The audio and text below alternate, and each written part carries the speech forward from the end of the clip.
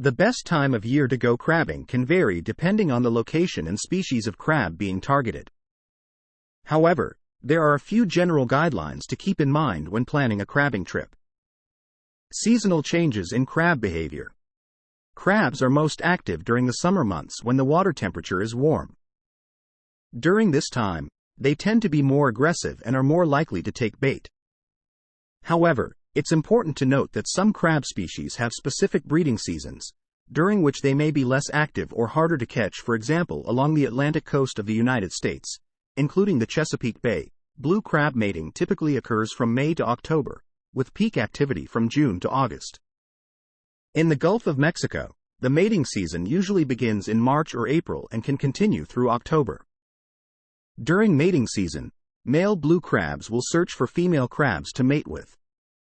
Once a male finds a receptive female, he will hold onto her with his claws until she molts, at which point he will mate with her. After mating, the female will carry the fertilized eggs until they hatch, which can take several weeks. Water temperature. Crabs prefer water temperatures between 50 and 70 degrees Fahrenheit.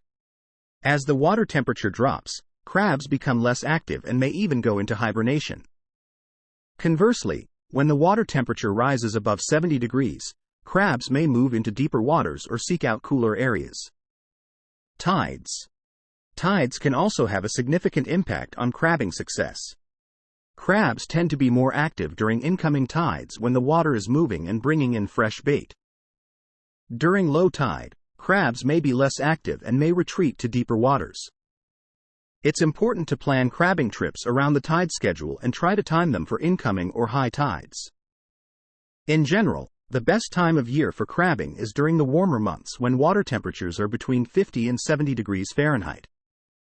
It's also important to plan trips around the tides and to keep in mind any seasonal changes in crab behavior. Lastly, it's always important to check local regulations and obtain any necessary licenses or permits before heading out on a crabbing trip.